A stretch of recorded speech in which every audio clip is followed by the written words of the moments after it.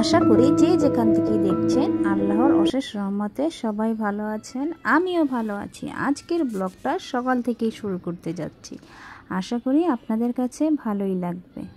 তো সকালেই আমি ঘুম থেকে উঠে আজকে আলু ভাজি করে নেব, কারণ দেখা যায় অনেক সময় মিক্স ভাজিগুলো অনেক সময় খেতে খেতে আর মুখে ভালো লাগে না, তখন শুধু আলু ভাজিটা যদি সুন্দর করে করা হয় সেই ভাজিটা খেতে কিন্তু খুবই ভালো লাগে।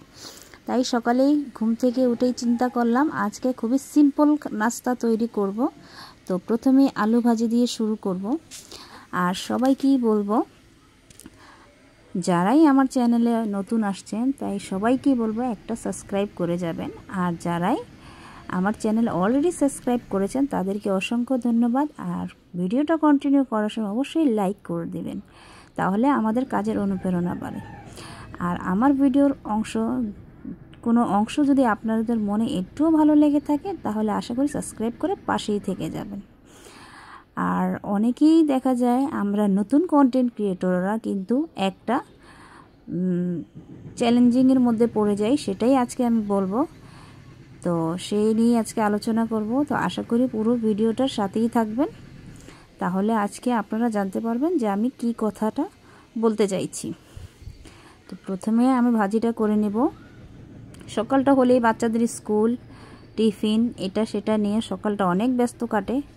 তার মধ্যে প্রথমেই নাস্তাদার শুরু করতে হয়। অনেক সময় বাচ্চারা খাবার খেতে চায় না, কিন্তু কিছুই করার নাই, একটা না একটা করে তাদের দিতেই হয়। বাচ্চাদের ক্ষেত্রেই কিন্তু ঝামেলাটা হয়, বড়রা তো যেটাই নাস্তা তৈরি করি খেয়ে ফেলি, কিন্তু ছোটরা অনেক বিরক্ত করে, কিছুই করার নাই। তো এই পর্যায়ে আমার ভাজিটাও হয়ে গিয়েছে। তো নাস্তাটা করে নিব। নাস্তাটা করেই আমি দুপুরে রান্নায় চলে যাব।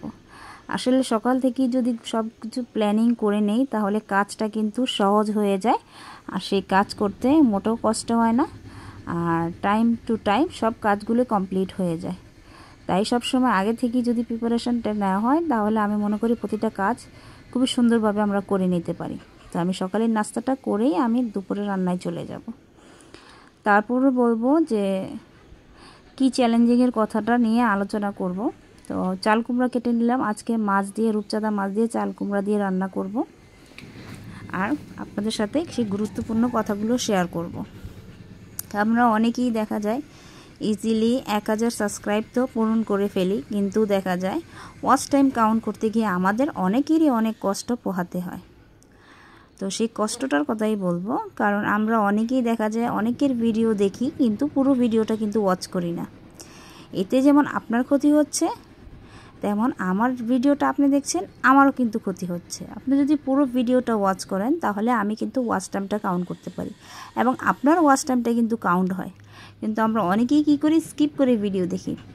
স্কিপ করে ভিডিও দেখলে কি হয়, আপনি যেমন নিজের ক্ষতি করছেন এবং যার ভিডিও দেখছেন তারও ক্ষতি করছেন। এই ক্ষতিটা না করে আমরা যদি একে অপরের পাশে থেকে যদি সবাইকে এভাবে সাপোর্ট করে যাই এবং একে অপরের ভিডিও দেখে যদি এভাবেই সবাই পাশে থাকি, আমি মনে করি প্রতিটা চ্যালেঞ্জিং বিষয়টাই সহজ হয়ে যাবে। তো সবাইকেই বলবো যে কিছু কিছু ক্ষেত্রে আমাদের পাশে যদি আপনারা থাকেন তাহলে কিন্তু আমাদের অনেক কিছুই সহজ হয়ে যায়। আর সেই সহজটা করার জন্য আপনাদের সবার কাছে অনুরোধ থাকবে যে আমরা অনেক কষ্ট করে ভিডিও মেক করি, কারণ নতুন হিসেবে কিন্তু আমরা অনেক কিছুই জানি না, তারপরও জেনে না জেনে আমরা সবসময় চেষ্টা করি ভালো কিছু করার। আর আরেকজন থেকে শিখেই কিন্তু আমরা অনেক কিছু অ্যাপ্লাই করি, কারণ আমরা নতুন অবস্থায় কিন্তু একটা চ্যানেল চালাতে গেলে আমরা অনেক কিছুই জানি না, সেটা আমাদের জানতে হয়।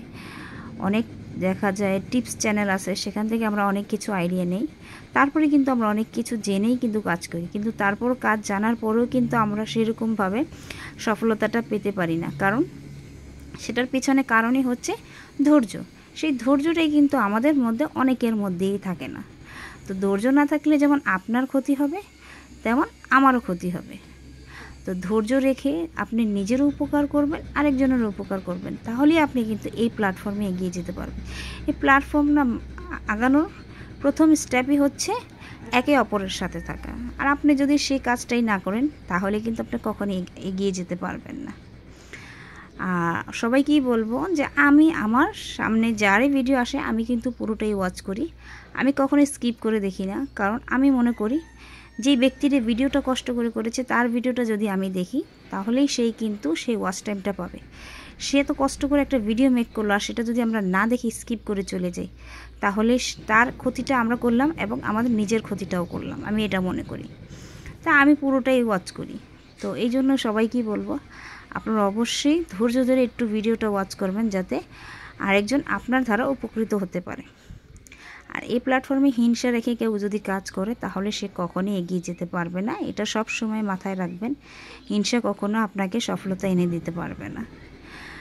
আর সব সময় এটাই বলবো যে আমরা সব সময় নতুনদের নিয়ে কাজ করি, কারণ অনেকেই আমি দেখবেন সব সময় নতুনদের পাশেই থাকার চেষ্টা করি। কারণ কি তারা কিন্তু দেখা যায় অনেক ক্ষেত্রে অনেক কিছুই জানে না, তো তাদের ক্ষেত্রে থাকলে তাদেরকে আমরা যদি তাদের ভুলটা দেখাইয়ে দিতে পারি বা আমার ভুলটা যদি আপনারা দেখিয়ে দিতে পারেন তাহলে কিন্তু আমাদের কাজটা অনেক সহজ হয়ে যায়। এই জন্য সবাইকেই বলবো যদি আমার ভিডিওতে কোনো ভুল ত্রুটি আপনারা দেখে থাকেন তাহলে অবশ্যই আমাকে কমেন্ট বক্সে জানাতে পারেন যে আপু আপনার এখানে ভুল হচ্ছে। আর আপনারা যদি সেভাবে যদি আপনারা নাই বলেন তাহলে আপনারা যেভাবে আপনারা চুপ থেকে নিজের ভালোর চিন্তা করে আরেকজনের খারাপটা করে যাবেন সেটা কিন্তু নয়। এই জন্য আপনি যদি কাউকে ভালো পরামর্শ দেন আপনারও একটা ভুল কোনো ক্ষেত্রে কিন্তু আপনাকেও ভালো পরামর্শ দেওয়ার মতো অনেক মানুষ জেগে যাবে।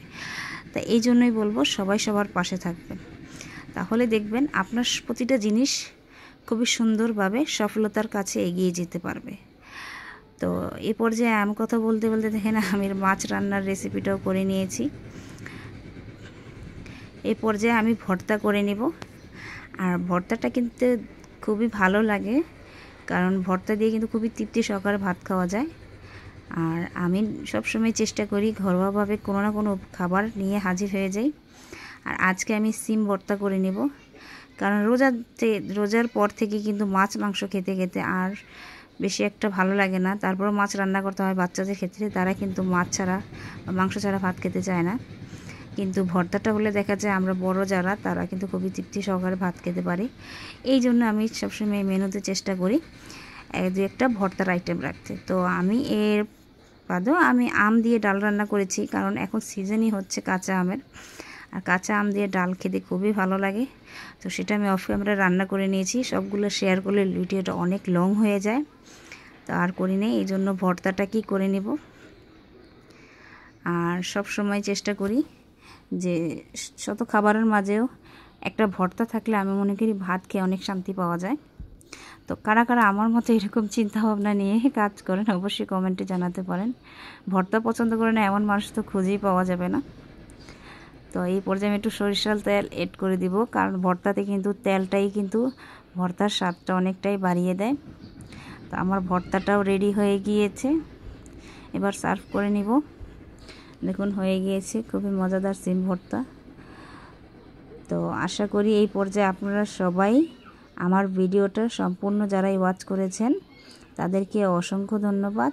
আর আশা করি সামনে যে ভিডিও নিয়ে আসি না কেন আপনারা সবাই পাশে থাকবেন। আর